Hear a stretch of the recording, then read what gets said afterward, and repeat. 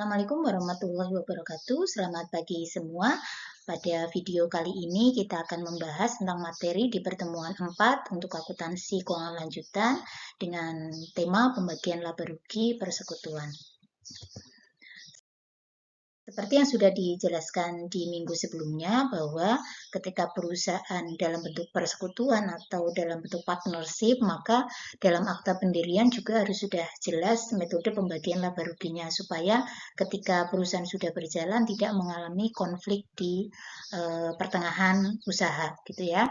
Nah, di sini untuk metode pembagian laba rugi persekutuan ada 6 seperti yang ada di layar, bahwa yang pertama laba dibagi sama, kemudian ada laba dibagi dengan rasio tertentu, kemudian ada laba dibagi menurut perbandingan modal, dan yang keempat 5, 6 itu laba akan dibagi ketika masih sisa. Dalam arti sisa adalah laba setelah dikurangi bunga modal, bonus, dan satunya adalah gaji. Kalau nanti ada sisa baru akan dibagi menurut metode 1, 2, dan 3. Ini untuk proses penjurnalannya setelah terdistribusi.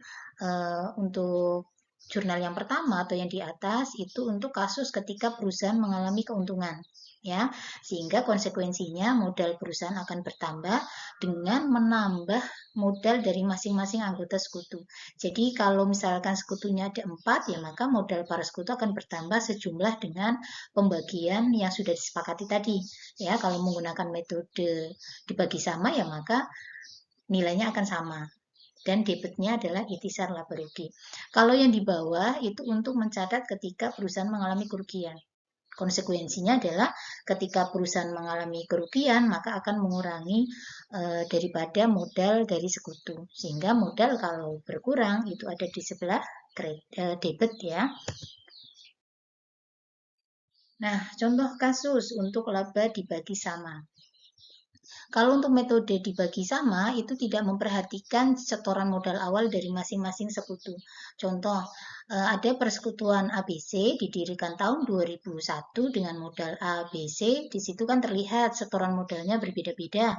Si A 51 juta, B 54 juta, C 45 juta, sehingga jumlah modal yang terkumpul itu 150 juta. Nah, kemudian selang 2 tahun atau tepatnya 2003, usaha sudah berjalan dan memperoleh keuntungan 45 juta. Nah, di sini tidak fokus ke pembagian modal yang disetor, lebih fokusnya adalah pada laba yang dihasilkan. Karena disepakati dibagi sama, maka tinggal 45 dibagi 3. Sehingga masing-masing dari sekutu A, B, C akan memperoleh pembagian laba rugi sebesar 15 juta. Nah, kemudian kalau sudah terdistribusi, maka harus kita jurnal, gitu ya. Yang pertama itu untuk menjurnal laba, kebetulan di kasus ini mengalami keuntungan, maka ya konsekuensinya dari masing-masing sekutu A, B, C itu akan menambah modal mereka, ya, sehingga modal mereka bertambah di sebelah kredit. Debitnya adalah ikhtisar laba rugi untuk mencatat besaran laba yang dihasilkan oleh persekutuan. Nah, yang kedua, kalau kasusnya ternyata perusahaan mengalami kerugian sebesar 45, sehingga konsekuensinya ya modal masing-masing dari sekutu akan dikurangi untuk menutup kerugian. Ya, sehingga modal ABC akan berkurang di sebelah debit.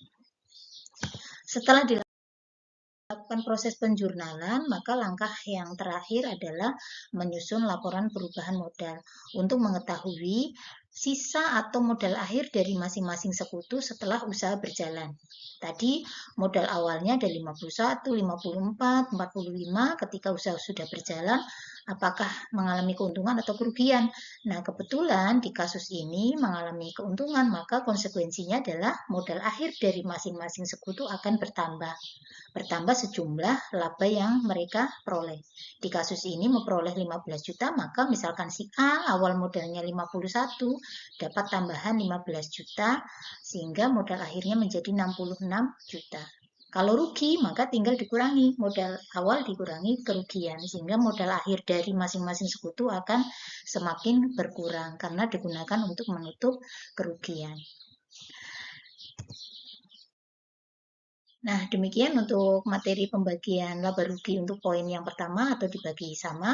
Untuk metode berikutnya kita akan jelaskan atau kita akan berikan di video-video berikutnya. Saya akhiri, saya tutup. Assalamualaikum warahmatullahi wabarakatuh. Terima kasih.